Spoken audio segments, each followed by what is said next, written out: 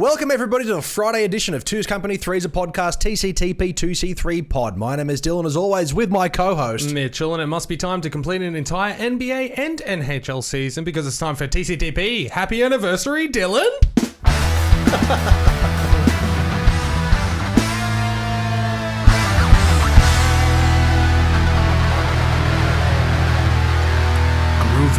Yo, Adrian!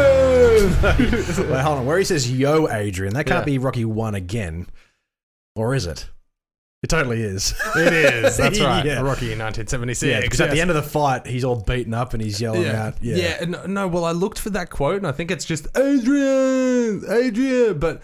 Throughout the film series, he does say, yo, Adrian. Exactly, for whatever reason. Yeah. But no, anyway. I think that is just, it's not a post-fight comment. I believe that's just a comment in general, like as in, yo, Adrian. Because there's so many Rocky films, and we started that episode on Wednesday like this, but because there's so many Rocky films, I think people get confused about what happened in which Rocky film. Like, Eye of the Tiger is only in one of them, and it's like at the very end, I think it's Rocky 3. Yeah. And that's it. But that song has been synonymous for Rocky. Exactly. Yeah. Everybody paints that brush over the Rocky series. But yes. Happy anniversary, Dylan. Thank you. Because as of yesterday, Thursday, what's the date today? The 14th. The 14th? 16th. No, what's the Friday? Wait, 17th. Today is the 17th of April because tomorrow is a big day for you. Yeah. But yesterday was 1 year anniversary of the first upload of TCTP 2C3 Pod. Absolutely, yes. 12 whole months of doing this podcast. Yes. And we somehow managed to squeeze it in at least week to week, just about. Yeah. That's right, exactly. And we've hit 82 of these bad boys. And it's exciting. And the future looks bright for us. Absolutely. Here for behind ours, the microphone. Yes. Ours, us, everything. But Absolutely. that's right. We are ramping a lot of things up, as we've been saying every week. We're 4 months into this year, and a few things have happened. No, exactly. No, well, there's not exactly within our control. There's been a lot of scheduling conflicts in the world at the moment that have put a stop on what we've been doing. But I mean, it's been an exciting year so far, and we've grown quite substantially. Yeah, absolutely. At our goal pace, which is lovely, and we're looking forward to seeing where things go. But also tomorrow is a big day for yourself. Absolutely, exactly. Yes. Finally tying the knot. Tying that knot for sure. My left hand will be slightly heavier now because I'll have a ring on it. But anyway, speaking of time slowing down, let's blow back into the past and have a look at some movies. Well, before we did that, do we just want to do our little spiel at the beginning, as we always do? Thanks for tuning into Friday. My name is Dylan with my co-host Mitchell. But I mean, social media, 2C3 Pod across the board, Facebook, Twitter, and Instagram. Absolutely. Wherever you're watching or listening, preferred platform, but we are available, of course, on Podbean, Spotify, Apple Podcasts, and YouTube. Big Summer Blair. Obviously, yes. Support the show, tpublic.com, Patreon, Redbubble, all of those things. That's right. We have a few legendary hero producers that we will name at the end of the show, which we're looking forward to. Yep. If you didn't want to do any dollary dues or anything like that to help us out, that's fine, but find somewhere you can review us, and that would be great. 5 stars. Thank you very much, sir. Absolutely. Yes. Cool. Now, happy with that? Is it time? Yep. Let's push that button. Oh, God. Here we go. It's coming. Oh, God. I wanted to put my denim jacket on, but I forgot to do that during the time-space continuum. It's the 90s again. Yeah, it's 93. Because one of us always does America. Yeah, for some reason. Yeah. But anyway, that's right, ladies and gentlemen. Welcome to 1993. Now that we're all on the come down from the huge TV premiere of Chuck Norris in Walker, Texas Ranger back in April, and Hulk Hogan doing Hulk Hogan things at WrestleMania 9, it's time to get geared up for the cinema in May. And I know we're all still shell-shocked by the news that Conan O'Brien is replacing Letterman on NBC, but the cinema is where we're at right now. Did I mention the Dallas Cowboys are your Super Bowl champions? I'm sure they're building towards a dynasty of which the world has never seen. But anyway, did I mention we're here for the cinema? Let's do it. Let's do it. It is May 1993. Yes, a very special birthday month. Somebody's going to be born at the end of this month. Absolutely. Becomes an important podcaster in the likes of Thornton. Absolutely, yes, but for sure. But first of all, let's check out some trailers of movies that are coming out this month to see what's on the cards. Right. All right, take it away. Let's go. First one off the first cab off the rank, if you would like to do that, and go down to New York. Hey, I'm walking here. Yeah. Anyway, Dave. Now, when the President of the United States is in a grave medical state, what does the government do? Declare a state of emergency? No. Call on the Vice President to take over? Nope. Sorry, my mouse was directly over that section. Alert the public and request all their thoughts and prayers? Fuck no. You call on a random citizen who happens to be an exact doppelganger of the president and tell him to pretend to be the president while the real one's in hospital? Ding, ding, ding, ding. We have a winner. That is exactly what happens in Dave. Played by Oscar winner Kevin Kline and joined by Sigourney Weaver, Frank Langella, Ben Kingsley and Kevin Dunn, this star-studded cast heads up this comedic look at the average Joe who suddenly finds himself the most powerful leader in the free world, falling into theaters like an idiot falling off a chair May 7th. Absolutely. Don't forget Ving Rhames as well. Of course. Now, let's discuss. Okay, so Dave looks like a great time. Dude, first, cab off the rank. As you said, this film looks like a hell of a lot of fun. It's got that slapstick 90s comedy, which we all know and love 3 years into this decade. It's got that slapstick 80s comedy, man. Come on. Absolutely. I mean, 80s really helmed the slapstick comedy genre. Yeah, 90s looks like it's going to propel it even further. Absolutely. There are a few others on this list as well, which we'll get to, that carry the same kind of vibe in terms of the comedic style, but Kevin Kline is hilarious. Yes, absolutely. I like Sigourney Weaver coming in to be that real badass bitch. Yeah. You know, she plays that really well. Yeah, I'm in charge woman, you know. Yeah, I may not, absolutely. I may be the first lady, but I am the first lady. Absolutely. Come on, but so as you mentioned, like the story is about an average Joe. Yes. Dave. What does the announcer say? In a country where anybody can be the president. Yes. Anybody just did. Yeah, exactly. Yeah. And that's the perfect summation for this film. But, underqualified Dave falls into the lap of becoming the president of the United States, and his character is different to what the United States is normally used to. That's right. People are under the impression that, the president has a change of heart and he's more funny and lighthearted now. Yes. And he's a bumbling idiot. And I think this film is going to be a great time. It looks genuinely fun. That's right. And with that cast as well, I mean, you got the Ben Kingsley in there, Sigourney Weaver, Ving Rhames, as you mentioned, of course. Yeah. I mean, but Kevin Kline right now, he's just absolutely killing it. I believe it was 5 years ago. Fish Called Wanda. Yes. 1988. With John Cleese, Michael, what's his name? Michael Palin. Yes. Like that. So movie a few of the guys is from Monty fantastic. Python. Yeah. Did you end up watching that? Yeah. Have you seen it? Yeah. I love A Fish Called Wanda. It's a great exactly. film. It's fantastic. Why do they call them chips? He's shoving the chips up his nose. Exactly. Yeah. No. Everything about this film screams awesome, and I'm not one for political type films, but this one seems like it's going to have a really nice balance of it's a comedy. Political comedies, It's not going to be trying to send any messages except for the fact that maybe anybody can do it, or maybe this is what the president should be, like a more fun-loving guy. That's right. But I like the comedic before you get to that. Maybe I am jumping the gun a bit, but I like the fact that he does suggest, well, what about the senior vice president? Oh no, the vice president. He's gone, he's not mentally capable. And then it's Ben Kingsley and he's holding like a tiki mask or something. Like, yes. Yeah. No, I do enjoy that very much, but we have to acknowledge the man behind the camera. Yes, Ivan Reitman. Fantastic director. Last film, Kindergarten Cop. Yeah, Ghostbusters. Absolutely loved it with a bit of Ghostbusters. Yep. Ghostbusters 2, of course. Twins. I mean, he's got a thing for Arnie. Yeah, I'm sure Schwarzenegger would have been on the cast list for this role. Could you imagine that? It would have been fine. Yeah. I definitely I think Kevin Kline is perfect for this. Yes. He looks like he's going to deliver an amazing comedic performance, but I could totally imagine this being about Arnie. Yeah, and the president being Arnie. But I can't picture Arnold Schwarzenegger in any way being a political person or a political figure. Yeah, I just can't picture him being running. Like, could you imagine, like, as in, it's not a budget, it's not a tumor either. I'm like, I just cannot imagine him in any shape or mind running for a presidency or a governor's position or something like that. Fair enough. He's too. I know he plays the really dumb action star. But he is an incredibly intelligent man. He built his fame and fortune from real estate. But we're not talking about I can't imagine him, like, as well as he lifts weights. I can't imagine him balancing budgets. Like being an active decision maker. I need to wear a suit every day. No, you need to wear a tank top. You got to rip tank top. You got to rip off. You know.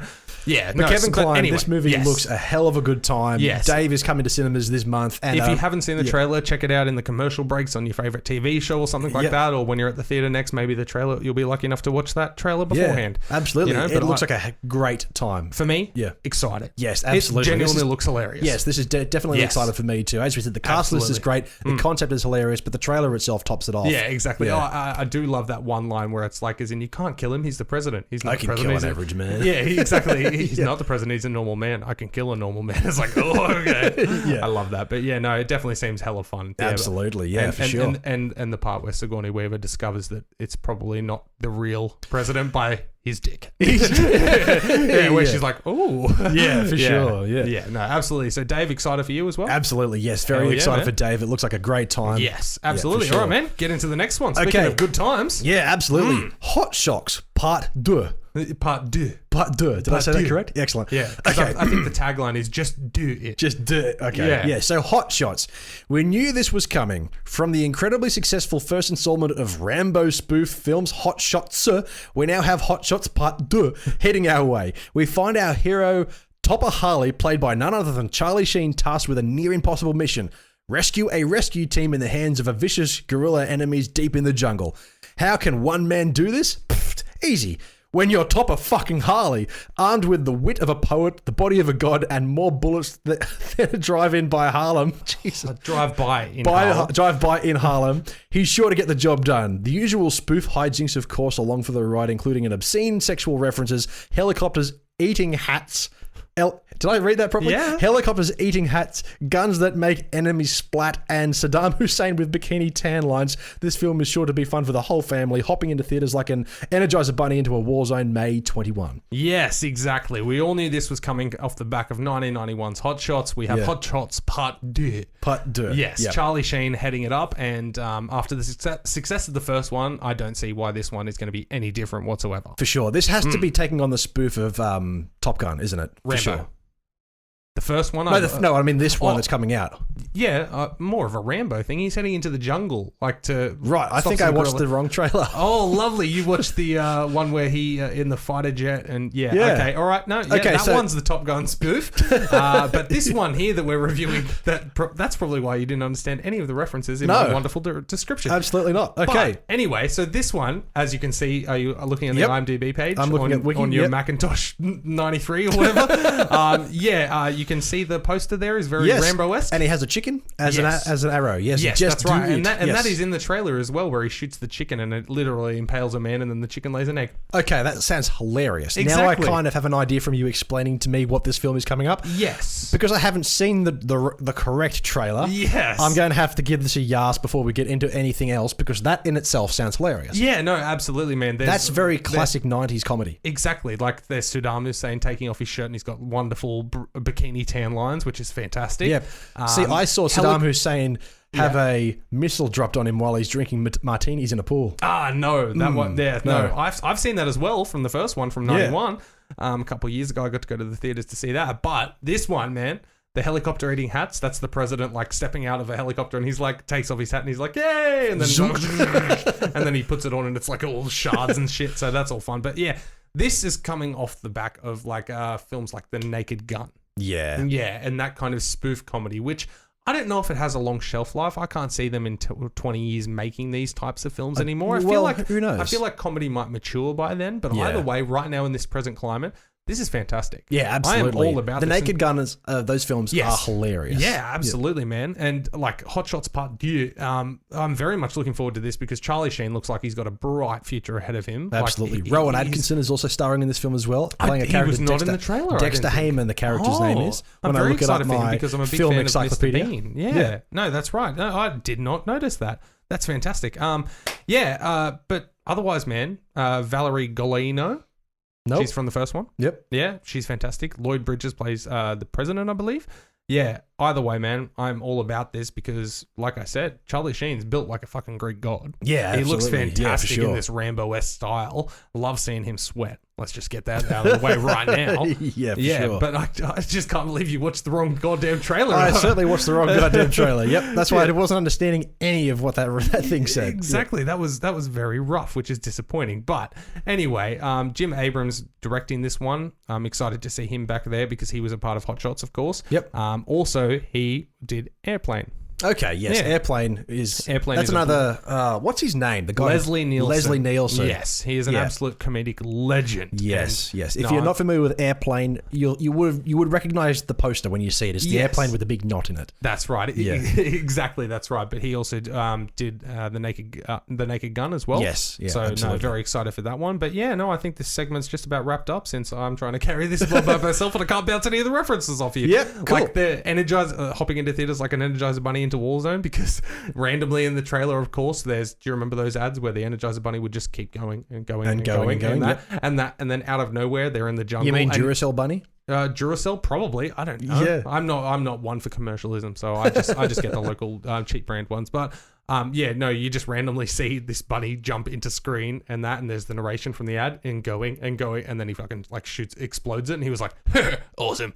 Okay. Like, yeah, exactly. So but I'm all about this, man. I'm gonna give this one a yas. Okay. Because I don't mind the spoof movies, and I'm excited for it, but I will want to see this, but I'm more keen for Dave. Yeah, for sure. I'm definitely more hyped up for Dave. What about yourself? I mean, Yeah, I know you haven't seen the trailer. Seen the trailer, but going off the trailer from the first Hot Shots film, yes, if it's got that same similar, if it has that similar comedic style to it, where it is a direct spoof of something that we all know and love already. Exactly. You know, Charlie Sheen, as we said, Rowan Atkinson, who I'm a big fan of, that kind of silly comedy, I'm keen for it. Yeah, but I probably will give it a pass. Oh, really? In the sense that I will see it someday. Okay, really? Okay, yeah. I didn't expect that. I thought you would have been all over this. Nope. Okay, cool. Moving on to the next one. Take away this description. Absolutely. We have Sliver. Yes. I accidentally wrote on the notes I gave you 2 on that piece of paper. I wrote Silver. Mistakenly. Silly bugger. Anyway, we have Sliver. Sharon Stone gets to live out every woman's fantasy in this dark thriller. She plays Carly, a young woman who has just found her forever home, a beautiful apartment overlooking the city. She has an amazing job, an incredible lifestyle, and overly attractive Baldwins for neighbors.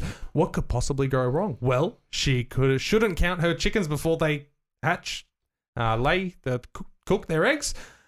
Because it seems like somebody is hiding a dark secret. Every apartment in the building is being watched, with secret cameras filming everyone and watching their every move. And when the story begins to unravel, tenants are popping up dead one by one. Can she find the killer before it's her turn to die? We will find out when Sliver comes falling into theaters like a body from the 23rd floor, May 21st.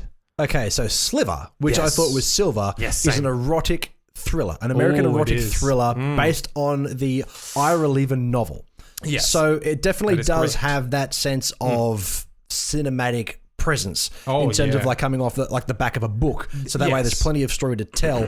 It's interesting to me that Sharon Stone, obviously taking the lead role, the trailer kind of transitions from this, it's this happy-go-lucky woman who's found the perfect home, into this really thriller, which I thought was just based around her, but it turns out the entire apartment block. No, that's right, has the cameras rigged up, and somebody is watching everything.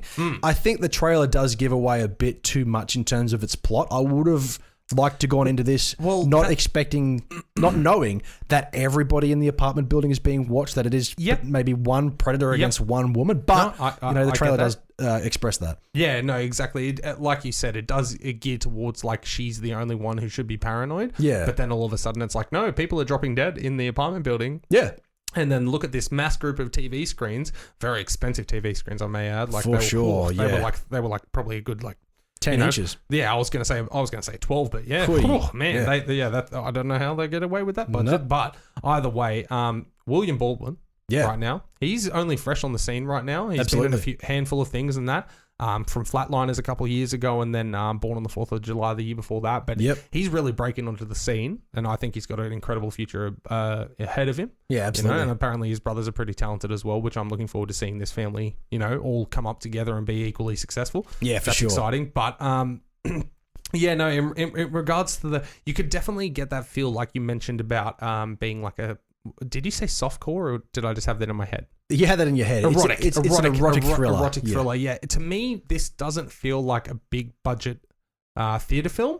This screams like a midday movie. Okay. As in, it seems like more of a, no disrespect, but a housewife film. Yeah, where they can this film isn't made for us. That's. Oh no, exactly. And we've prefaced this before in our many trips to the present, our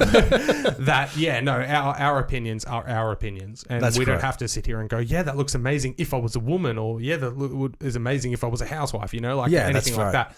But either way, man, I'm not that fond of this, and I completely agree with what you said about it revealing too much. Yeah, the trailer revealed a hell of a lot, but I don't think it would have swayed my opinion either way for me wanting to see this film. Yep. I'm sure it will be fine, but as I said, it's definitely written and created for a different audience, so I will give this a pass. Okay. On the front that I don't think it's going to be terrible. I mean, Sharon Stone and William Baldwin, I'm sure they will make a great, duo, essentially. Yeah. However, it's just not my interest. It's not my cup of tea. Yeah, no, that's absolutely fair. And I believe Sharon Stone's just coming off the back of revealing her vagina. Yeah. Basic Instinct. Absolutely. Yeah. Last year. So, I mean, yeah. Crazy films happening. There's not really much left to the imagination when especially we're looking when it comes to an erotic thriller. Yeah, exactly. We can just go back and watch an Basic erotic Instinct. thriller and you're making out with a Baldwin. Okay. Well, yeah, I know what your pussy looks like. So. All right, let's carry on there. But directed by Philip Noyce as well. So he's a well-known director as well. So yeah. Cool. No, but this one for me is honestly, I'm going to say Blighted. You're going to say Blighted? Just no interest at all? No interest really at all. Like I said, I've seen the pussy. Why would I want to watch anymore? No, but if there was going to be something to draw you into this film, it would be Sharon Stone's exactly. vagina. That's the thing. Before that film, before Basic Instinct, every time I saw her, I'd go, I wonder what it looks like. But now I've seen it, I'm like, okay, fair enough. Yeah, well, in the 90s here, we don't have any way of just looking it up. You can't open a book and it's right there. I'll tell you what, I did burn that fucking VHS, though, that particular spot. Yeah, for sure. That was exhausted very quickly. Mummy was not happy with me. Yeah, it was melted permanently under the screen. Exactly, that's right. Yeah. That's right. In our up-to-date TVs, it's just burned that image of vagina on the screen. Yes, absolutely. I come to that every morning. Yeah, cool. That's right. Anyway, listen, chafing.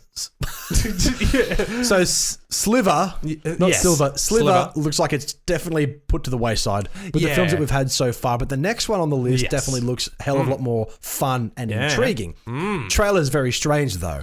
Absolutely. Yes, but the stars are bankable. So the next on the list coming May 28 is a film starring Sylvester Stallone called Cliffhanger. An exciting action romp cliffhanger. Alrighty, let's see if I can say this without fucking it up. You're right.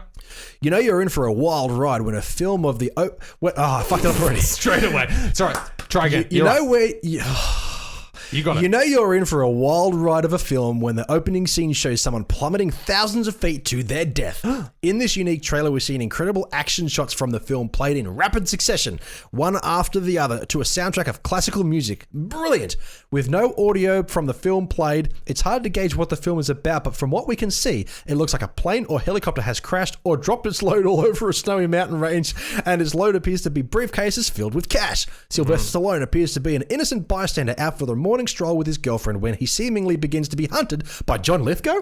Honestly, I'm not sure, but from what I can see, this is going to be nucking futs. Nucking futs. Well nucking futs. Exploding into theaters like a rope bridge over a canyon May 28. Yes. Okay. Now. Yes. So Cliffhanger, as I said, exciting action thriller. Sylvester Stallone. Yes. Seems like he's going to the rescue. Yeah. Sort of. Well, see, that's the thing. Like, as in, I know you had the privilege of seeing two different trailers, so you got some dialogue from the film. I definitely get to see some trailer that dialogue. I saw while I was at the theaters last week, it is just set to classical film. Yeah. The classical music, sorry.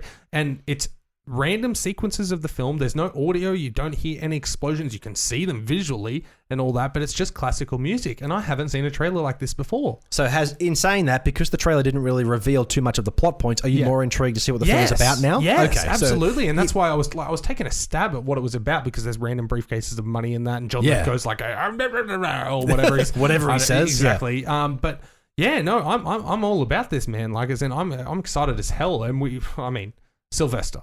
He is bankable. Absolutely. He is We've got dudes. Sylvester Stallone, John Lithgow, both bankable, Michael Rooker and Janine Turner. So two other names that we've seen around, but not too much. As we said, coming out later this month, I think it is going to be a good time. Yeah. I don't think I'm going to put this on the excited list, though. Okay. I am a huge fan of Sylvester Stallone. Yep. But I can't put it above Dave. Dave looks hilarious. We're not competing, remember? We've got 4 weeks over May to go. I know, to but the what I'm theaters. saying is, it's like if I have to choose one for this month, it'll be Dave, because Dave I'm not looks choosing like a great... one. I'm not choosing one. Right now, I'm going to see Dave, Cliffhanger, and then Hot Shots Part 2 if I get bored. Yeah, for sure. Yeah, but sure. either way, man, John Lithgow, he's been around for a while, but he's never been... he's never really had that breakout kind of role. He's been a part of things and stuff like that. He's always a secondary role, character. Exactly. Supporting character. Yeah, to a degree, exactly. But I think this, if it's played correctly, could be a big moment for him as well, because he's an older gentleman. I think he's late 40s at the moment, thereabouts. And I feel like this could be his evolution into the A-list world. You know, if he's that main villain. See, I haven't seen a trailer with any kind of dialogue or anything like that, so I don't know if he is the bad guy. Yeah. I have no idea. No, you got the chance to watch the alternate trailer. Yes, but there wasn't much of that of John Lithgow in it, so I couldn't really get a gauge on who the villain was. There was another actor within the trailer, another balding man who was screaming and yelling obscenities at Sylvester Stallone about the cash. Yes. But whether he's the main villain, and I can't even picture who the actor's name is, so I'm not sure who it was. Yeah, okay. All I know is that he had some involvement with the cash being transported to begin with. Okay. And it may be his responsibility that's been lost. He might have just been a leg man or something. Yeah. The trailer that I saw is that this company or group of people are trying to transport this cash, which I believe is illegal to some capacity. Okay. Somewhere. Yeah. And the plane crashes, and then, as you mentioned, that Sylvester Stallone is just out and about. He gets roped in to try and help these people get this cash across from wherever it needs to go. Yeah, I'm still not quite sure what the story is. Yeah. So in that sense, the trailer that they chose to have, because it does say at the end of the trailer, after all the classical music coming to theaters, Memorial Day '93 or something along those lines. So it's, it could work one of two ways. It's intrigued me because I'm like, yes, Sylvester Stallone, yes, John Lithgow, sweet. I'm excited for this bombastic action. But it could work against it as well, that people will go, I don't know. Yeah. Like, as in, you've told me nothing except that there's going to be explosions and helicopters. In saying that, though, money. That's what people go to Sylvester Stallone films for. Exactly. So it may please the regular Sylvester Stallone audience, which I am a fan of. Yep. You know, I'm that kind of guy, but we do want to see more from these kind of actors. Exactly. You know, something a bit more in depth. So I think very one-dimensional how they're portrayed. That's correct, and I think this is going to be just another one of those. But we yet to find out. Again, exactly, and that could be like it did seem like Sylvester Stallone was just an innocent bystander. Maybe there is that layer of him not being the action hero. He's just a dude just trying to think on his feet and come up with something, but we don't know. So whether or not that's going to impact the box office either. I mean, Sylvester's still incredibly bankable. Yeah, for sure. He has Absolutely. been for friggin' almost 20 years now. Yeah. So, I mean, either way, man, this is a yas for me. Yep. I do really want to see this because it did intrigue the fuck out of me. Yeah, for sure. Maybe the classical music has something to do with the film itself, and maybe that's part of their soundtrack. I don't know. We'll find out. But I'd definitely give it a yas as well. Yas? Yeah. Okay. No, fair enough. All right. Cool. Moving on to the final film this month. Yes. We have Made in America. Made in America. Yeah. Oh, yeah. Better shoot my cousin wife. That would be a great tagline for a segment one day. Yeah, one day. But anyway, for the love of all that is holy, there has been a mix-up at the sperm bank. Oh, no. Whoopi Goldberg and Ted Danson team up in this comedy about tracking down a father unknown. When Whoopi's daughter finds out that she's the creation of a turkey baster and white lab coat, she hunts down the very black father she is from. But lo and behold, turns out Ted Danson is the father and is whiter than snow and far from what Whoopi requested in a donor. Now they all must come to terms. I'm still thinking about that turkey baster. Yeah. Now they all must come to terms with and try to adjust to an unexpected life where this slimy country white boy has to try and fit in with a very black family for the sake of the daughter he never knew existed. Squirting into cinemas like sperm through a tube, May 28th. Yuck. Jesus Christ. Yeah. Man, I had a Dylan moment then. You certainly did, and you wrote the thing. Anyway, I did. Made in America, as you said, American comedy starring Whoopi Goldberg, Ted Danson, Will Smith, up and coming, Nina Long, Jennifer Tilly as well. Mm-hmm. Whoopi Goldberg, height of her career right now. She's great in everything she's been in. Yes. It tells a very unique sort of family story, about, as you said, the daughter trying to track down after she discovers that she's a test tube baby, essentially. That's exactly right. And finds out that her father is the whitest man known to man, Ted Danson, who's a slimy sleazeball car salesman. Yeah, a used car salesman. They don't have good reps. Yeah, absolutely. Throughout the progression of the trailer, it shows Ted Danson as this real wank douchebag who doesn't, who's not aware of this daughter at all. And so Whoopi Goldberg and her daughter's characters both are disgusted by the idea that they found out that Whoopi Goldberg was under the impression that she had the best of the best, a tall, handsome black man, smart, not too tall, blah, blah, blah, blah, blah. Yep. Turns out it's Ted Danson. However, towards the end of the trailer, it turns out they seem to be working things out. He becomes more of a family man. He's open to the idea that he has a daughter. Yes. And they looks like they try and work things out. It looks family friendly. Yeah. It looks relatable. I mean, as long as you can get past the turkey baster. Absolutely. Yep. Yes, of course. Every time you say turkey baster, it makes me think of a film that's coming out in 20 years. So, I think this is going to be a great time. It looks great. It looks like a hell of a good time. Whoopi Goldberg, as we said, height of her career at the moment. Ted Danson, both amazing comedic chops. Absolutely. Working together as polar opposites. I think it'll be a good time. Yeah, 100%, man. I mean, like you said, Whoopi Goldberg, she's coming off Sister Act. Yep. And, of course, Ghost. I mean, how can we forget that? But, absolutely. Yeah, no, Ted Danson, Cheese fame. I mean, he's been killing it for years on that show. So I mean, I think that's wrapping up this year actually. Yeah. Cheers. No. Cheers. Yeah. I thought you said she is. And I'm like, no, she's not wrapping up. No. Yeah, no, I believe Cheers is wrapping up this year as well. But also, like you said, young hot actor in Will Smith. Yeah, absolutely. William Smith, as he's like to be known. I don't know if he likes to be known that. I don't know him that well. The daughter, Nia Long, she's just had 2 previous roles, so this is her 3rd film. She's coming off the back of Buried Alive 91 and Boys in the Hood 1991. No, sorry, 1990 was Buried Alive and 91 was Boys in the Hood. So now she's got Made in America. So she is hitting her friggin' straps at the moment. But absolutely, of course, up and coming. We can't forget that Will Smith, of course, he's currently on Fresh Prince of Bel-Air. So this is him delving from that TV into the film world, which is exciting as fuck. Yes, for sure. Still playing the young brother of Nia Long's character, the son of Whoopi Goldberg's character. Is that correct? That's kind of vibe I get. I think so, but I assume that he would have a father. Maybe. Yeah. Well, no, I mean, in the trailer, there's nothing addressed to him being a sperm baby.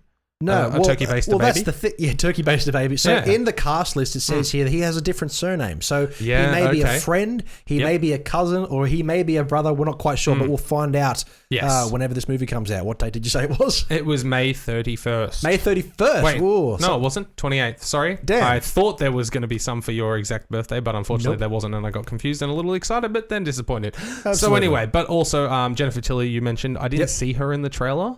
But all I know is she has potential to be masturbated to in the future, I think. Yeah, just possibly. Personally. Yeah, you know, for sure. like that's just between me and yeah. Anyway, Made in America. I'm gonna give this one an excited man. Yeah. Like I genuinely think this looks like a hella good time, and I just think their dynamic as well worked really well in the trailer. I'm a huge fan of Whoopi Goldberg. Yeah. As surprising as that may be to some, she's been in Star Trek The Next Generation, the Patrick Stewart version, which I've talked about. She's great in that. Not overly comedic, but she is great. No. She's a good, solid actor. She's a very funny comedian. Ted Danson also I'm a big fan of. Exactly. I've forever enjoyed him on Cheers, and that's a classic show. It'll go down as a classic show, of course. Absolutely. But Whoopi Goldberg with the thing she's doing at the moment, Ted Danson transitioning from that long-term sitcom role into the feature films. I'm all for that and watching that exploration. We've got the young up-and-coming TV star in Will Smith as well. Nia Long, she's killing it at the moment as well.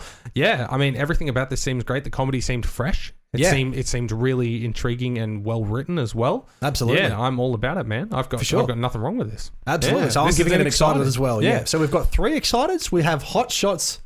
We have... Did I say excited for Dave. Hot Shots? I think you did. Yeah, well, we have Dave, which is definitely Dave excited. is definitely excited. So the top 2 for my list this month will be Dave and Made in America. 2 comedies. Yep. Definitely third to this list is Cliffhanger. Yes. And then I'm going to have to check out Hot Shots, the actual trailer, because I didn't watch the That's right, exactly, yes. And Sliver can just, whatever. Yeah, no, that's right, but I completely agree with your list. Yeah, Dave's top of the month this month so far.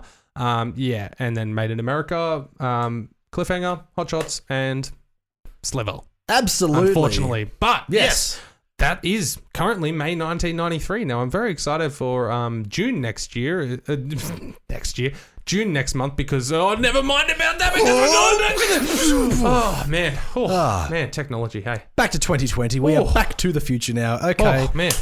Let's see how these films went, Mitchell. Absolutely. And I keep forgetting at the beginning of these episodes to say, and don't worry, stick around at the end where we're going to talk about how they actually did and critically how they fared and blah, blah, blah and all that. Yeah, so it's a draw card, but... Yeah. Thanks for sticking around this long. We don't just hop on as if we're in the 90s for the entire time. We come back and we recap the films, how they performed, whether we actually saw them yet.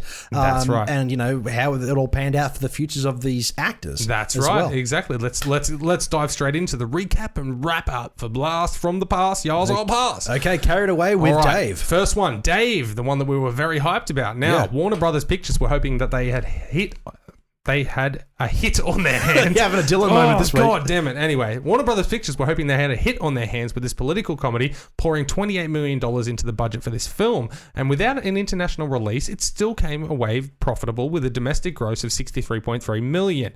The film was even better received critically, with the film holding a fair 6.8 on IMDb, but an outstanding 95% on Rotten Tomatoes. The film would garner an Oscar nomination for screenwriting, a Golden Globe nomination for Kevin Kline, and spawn a musical adaptation for the stage in Washington just 2 years ago in 2018. That's awesome. Right? That film crushed it. And Absolutely. It is now 2020. Yeah. I haven't seen Dave yet. No. But this is just added to the list of films from back in the heyday that I definitely want to check out. As I said, it genuinely looks fun. Yeah. It performed amazingly. The fact that it has a live musical adaptation, I got there eventually, that even has me more excited because I like 25 years later as well. Yeah. Like that's insane. It made that level of an impact. Exactly. And that's the thing. It's made that level of an impact. But when you go to IMDb, for example, and type in Dave, you can't find it unless you write Dave 1993 because there's so many Dave actors, you know?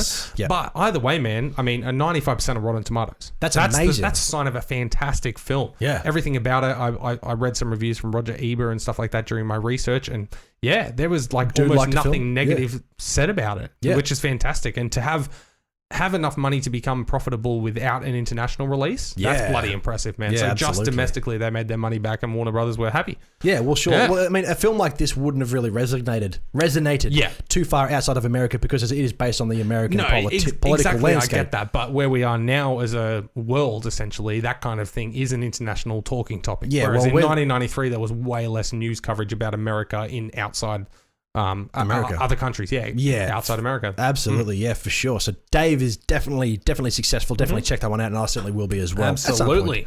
Cool. All right, dude. Hot Shots Part 2. Okay. All right, do you want me to take this one? Yeah, go for it, man. Cool. 20th Century Fox were always going to throw more money at a potential comedic franchise, and they did just that by giving the film's healthy $25 million budget for a sloppy comedy. Yeah. Jesus Christ, $25 million. All of that would have gone into the shitty action, I think. Okay. Yeah. Well, they got what they wanted with Charlie Sheen carrying this film to an international box office of $133.8 million. Yeah, man. The film received mixed to above average reviews upon release in subsequent years, holding a 6.6 on IMDb and a 57% on Rotten Tomatoes. Not bad. Exactly. As most spoof films or movies before and after this film, you'll either enjoy the style of comedy or despise it. This film was no exception. Yes. It performed very well. Yes, dude. The box office. When I was doing the research for this month, and I did this month in time, your birth month. Yeah. And I did mine last month. Holy shit, my month is absolute dog crap compared to yours. Like some of the films that we watched and gone, they looked okay, and then we look at the box office results and they've lost money hard. Oh, hardcore, exactly.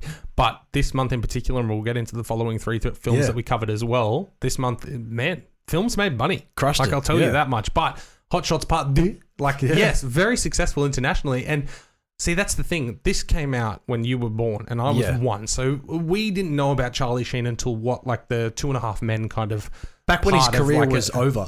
Yeah, no, exactly, exactly. And he was a bankable action star. Platoon. That's right. But myself personally, I just knew him as that guy from that sitcom. Like growing up in that.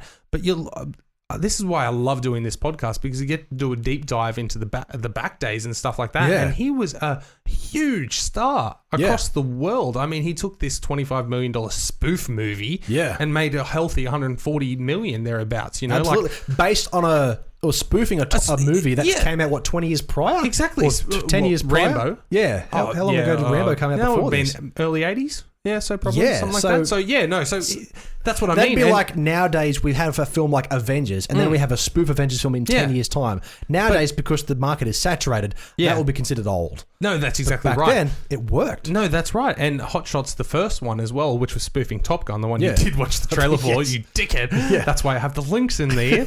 But anyway, that one, roughly the same. I think it had a $26 million budget and made about $150. Yeah. So he was absolutely murdering it at this point in time in his career. Sure. And poor Emilio. I mean, he just had Mighty Ducks, so he was getting up there. But he had different and better films. He's had much better films, but he just doesn't have the name. No, for sure. That was purely by choice. People see him in a different light because he's he didn't sell out to his dad's fake Hollywood name of Sheen. That's right. You know what I mean? Correct. He went on to make Emilio Estevez. He went to make his own career with his own style of films. And he did. What was it called? I keep forgetting the name of it. The Public. No, Flapjacks. Free Jack. Free Jack was an attempt at an action thriller of the year prior. So you got Charlie Sheen in 1991, and he comes out with Hot Shots and makes $150 million at the worldwide box office. Yeah. And then Free Jack, his brother, comes out in 92 and makes like $7 million worldwide. Yeah. Then you have Charlie Sheen the next year make another $130 million in Hot Shots sequel. He'd be pissed. Yeah, it would more be like, fucking hustle. I could do that too if I wanted to sell out. Like, yeah, that's right. Yeah, but he tried to sell out by having a Total Recall ripoff, but it didn't work. Yeah. But you look at that, and this is very early 90s Charlie Sheen. He's making money already. No wonder the dude fucking loves cocaine. Oh, for sure. You've been making this kind of money from the early 90s. I reckon nowadays he has dentures for sure because his teeth have fallen out. He has to. And I'm sure he's had many a nose job to try and fix that, what do they call it, deviated septum. Yeah, absolutely. But, anyway. All right, let's move on to something a bit more depressing maybe. Well, let's see. Sliver.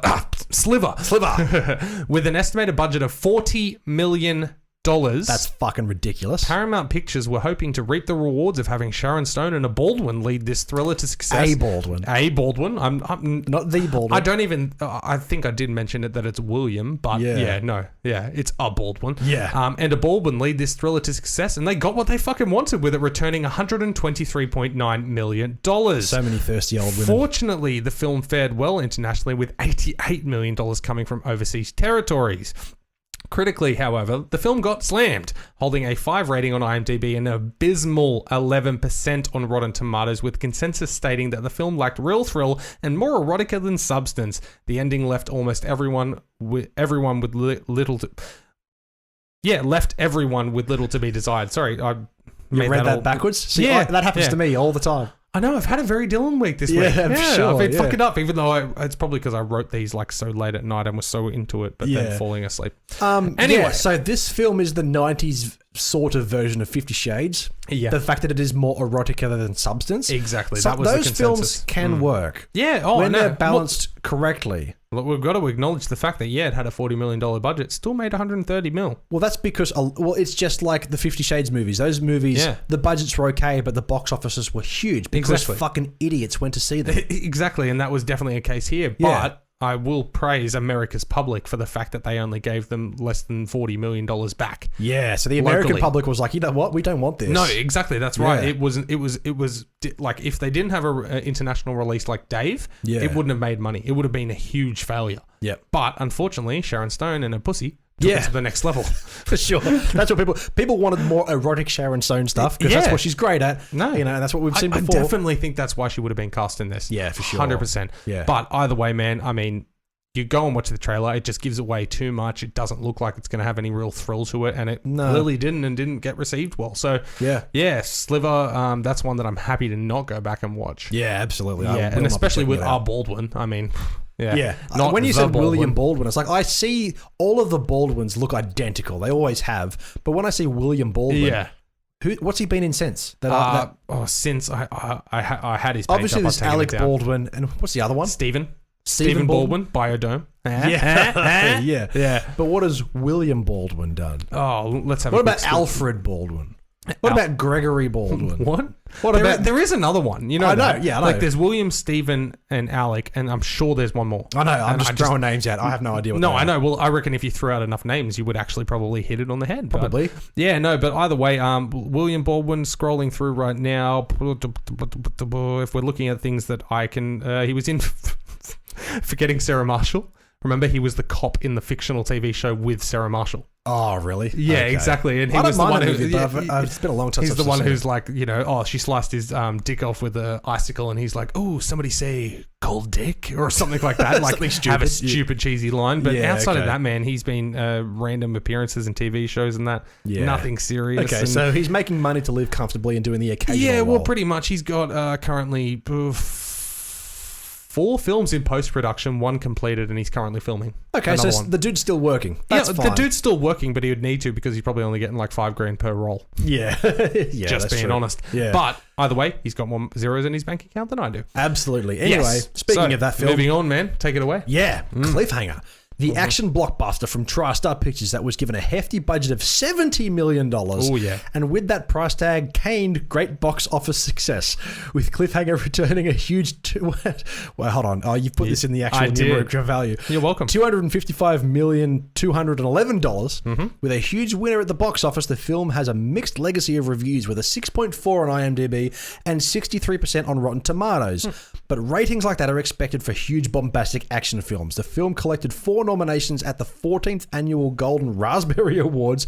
Ultimate critic Roger Ebert gave the film 3 out of 4 stars, which, ain't bad. Yeah, well, so not bad. Yeah, no, that's right. I read that wrong, but I said it the way that I would have said it. Okay, yeah. No, but that's exactly right, man. First of all, dollary-doos wise, $70 million budget, huge. 255. Absolutely. Yes, to make 255 back internationally, that just shows that they could trust I wanted to say Sly, but then I was like, no, say Sylvester. Yeah, Sylvester Stallone. They could trust him with a $70 million property. Yeah, for sure. As we said, he was bankable at the time, coming off the success of all of his previous films before he then dove more into acting rather than being the action star, because this was at a time when him and Arnold Schwarzenegger were still going head to head.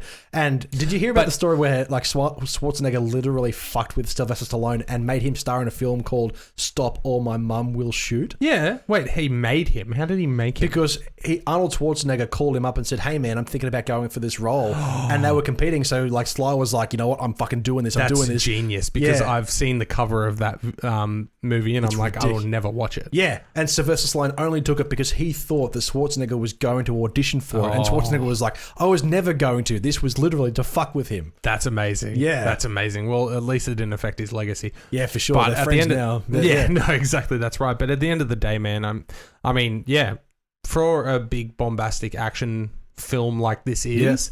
I mean, typical 90s action film. Yeah, but holding 60% ratings, that's kind of expected. It's crazy to see that some of these ratings that we look at where they go... Most of the films that we've looked at for Blassst or Past have had an average rating on IMDb, but Rotten Tomatoes has either been really low or really high. Yeah. This is one of the rare films where it seems like on both camps... Damn it. Good content. Thank you. Shut up, I'm listening. They don't need to know what I'm doing. Yes. What was I saying? Yeah, but this is one of the rare situations where... It's basically dead level. It's even on both critical... platforms. The way I see it, I see IMDb as a rating that's more taken seriously, but Rotten Tomatoes is somebody going, nah, it's shit. Yeah, it's good. Well, that's right. They have the audience score and then the critical score. Exactly, I like to look at the audience score because that's what you should really be paying attention to. Yeah, that's right. Exactly. Critical scores are from people who are actually critics who deliberately don't like things. No, that's exactly right. And that's why all of the Rotten Tomatoes ratings, for anyone listening and who's curious, I use the audience score. Oh, do you? So, okay, very good. No, absolutely. But Roger Ebert enjoyed it. 3 out of 4 stars, which is good for that. But I also, that guy, I didn't chuck it in there, but there was some criticism towards John Lithgow because his accent, he tries to do a bit of an English accent and just doesn't kind of balance out and stuff like that. Sometimes you just have you seen Cliffhanger? No, I haven't seen any of these films except for maybe the last one, but I can't remember. I've definitely seen at least the first 10 minutes of the last one. But so Cliffhanger bloody did well at the box office. Critically, if you like Sly, check it out. Yeah, well, I'm sure you have. Yeah. But anyway, the final film that we had this month was Made in America. Yes. Now, Warner Brothers shelled out a cool $22 million for this turkey-based comedy and would have been pleased with their return at the box office, garnering a solid $105 million. Even with the success of the film financially, it could not prevent it from negative reviews it received, holding a 5.1 on IMDb and a lowly 31% on Rotten Tomatoes. The most positive review coming from our good friend Roger Ebert, saying that this isn't a great movie, but it is sure a nice one. So take that however you want. How can somebody get so popular in the critical world and become the most famous movie critic of all time, and all he fucking says is, this isn't great, but it sure is nice? Oh, dude, no. There was like a full 18 paragraphs about this film, but that was the one that I took from it. That's the tagline. Yeah, exactly. That this isn't a good film, but it's a nice one. But he saved himself 18 pages with that one line. Exactly, that's right. Yeah. That's the one that everyone will use and reference in their podcast. Listen, I would understand as to why people probably didn't gravitate towards the film, except on a critical level. But it does look like a hell of a good. It looks like fun. It does. It looks like a fun film. And I can't remember. I think it was back when I had Foxtels. I was flicking through, and there was the comedy one, and this just started and was on, so I watched the first 15-20 minutes and I didn't turn it off out of disgust. I can't remember why I didn't finish it, but I was enjoying it. I got up to the stage where she confronts him and that, and he's like, nah, it's not my kid, what are you talking about, kind of thing, and stuff like that. And I'm like, I had a good time up until that point. These are the kind of family friendly, warm-hearted films that I liked in the 90s, especially with as I said during the Blast from the Past segment, Whoopi Goldberg and Ted Danson. I love them both dearly, especially Whoopi Goldberg. I've always been a huge fan, especially of her 90s work. Yeah, absolutely. I have a feeling there's something in the back of my mind that says Sister Black! Yeah, Sister Black! Yeah. There's a callback. That's right. Yeah, There is something exactly. in the back of my mind telling me that I have seen this, but I would have watched it in the 90s, and it's been, 20 years since then? Yes. So, Yeah. I don't know. No, exactly. But I do want to revisit these films. Dude, almost every film this week, except for Sliver, I really do want to see, man. Absolutely. Like, But the other this has been a interesting... great month. Yeah, for sure. The other interesting thing is that each of these films...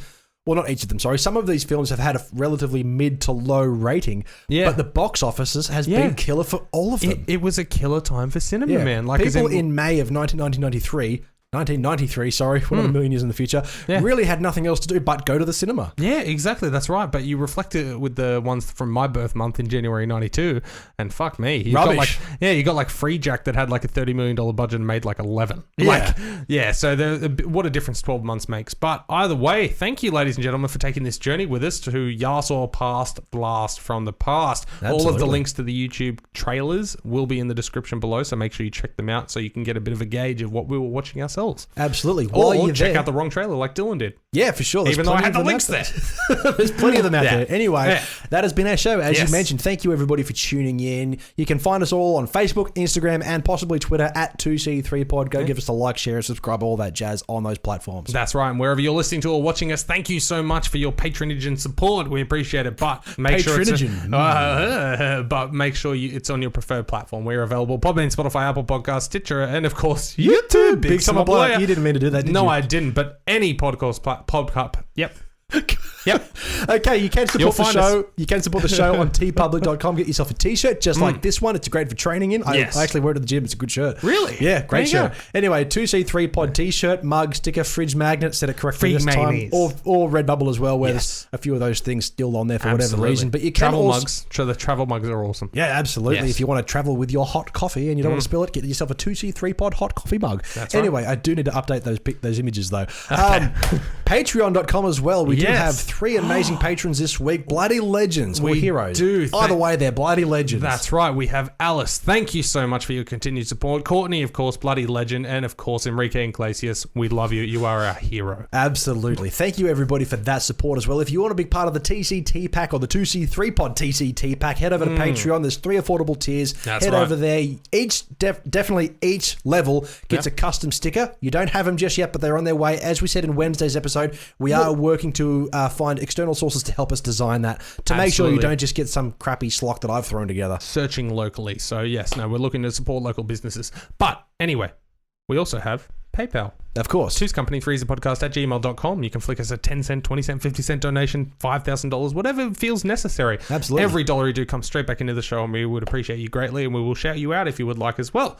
Any business inquiries, of course, use that same email, Two's Company, Three's a Podcast at gmail.com. Absolutely. New podcasts. 2 podcasts every Wednesday, every Friday. Wednesday's news and reviews. Fridays, Yarsor Past Trailer Park or Blast from the Past. Yes. As we're doing right now. But head over to all of those platforms we said earlier. As we said, 2 podcasts, so we've got plenty of time for you to fill. That's right. Listening to all the latest and greatest and sometimes things in the past. That's right. And speaking of time for you to fill, did you know our YouTube page has fucking hours of content? Yeah, for sure. A lot of goddamn content. So make sure you head on over there, search Two's Company, Three's a Podcast. All links are on socials or below right now.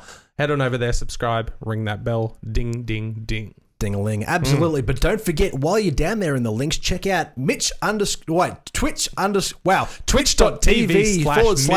Mitchell _TCTP or twitch.tv/ Dylan2C3 Pod for some hot Twitch gaming action. Absolutely. My it's God, all on it's Facebook. better than a Sharon Stone softcore porn film. Absolutely. You won't find any of that there, but you'll certainly find me whinging about Fortnite. You might find a different kind of pussy. Yeah, for sure. This guy. Me playing Fortnite. Anyway, thank you everybody for tuning in. Yes. My name is Dylan, as always, my co-host. Mitchell. Yeah. And don't forget, we are Two's Company, and you are the podcast. I got to cue off the audio perfectly because I have the cymbal bash in there. Yeah, well, if I just go to smack the thing, I end up pressing all of the buttons, so I have to very meticulously press it. Good. Gentle. All right. I could imagine the person writing this being the front man of a band. One stage, yeah. Back in 10 years ago. Well, I mean, we just went back in the time. So back when I was cool. Anyway. Ooh. Oh, we should have fucking switched cards, man. Oh, really? Because okay, so Wednesday's card for trivia, which we do at the end of the week, is a question that I would have known, which Mitch didn't, and I think the roles are reversed this time. Oh, massively. Okay. If you miss it, we do trivia at the end of every single episode. Current scorecard is I fucked up, so I am on 7 of 15, and Dylan is currently 8 of 14. Can he extend his lead? Which he probably won't. Oh, okay. Right. Let's have a look. What is the 8th rule of Fight Club? 8th rule? Yep. Fuck. Well, I know there's actual rules. Yes, there is. And what is the 8th rule? I know the first rule of Fight Club. Everyone knows the first rule, dude. I know, but is it the same rule? Don't tell anybody about Fight Club? No. I have no idea what it is. All right. The 8th rule of Fight Club is if it's your first night at Fight Club, you have to fight. Yeah, okay. Come on, dude. We should have switched cards, man. Yeah, I would have been reciting all the fucking rules. Anyway. Yeah, but we shouldn't have spoken about it. No. I'm just saying. Yeah, definitely not. We should have just gone to the next card. Yeah, we're not making it into the club. Yeah, no. Well, good. Bye. Thanks for tuning into that video by Two's Company Freezer Podcast. Don't be sad though, there's plenty more where that came from. Another cheeky video right there. Maybe even hit that subscribe button and ring that bell. Or, if you don't like our faces, check us out on Podbean, Spotify, Apple Podcasts, or YouTube.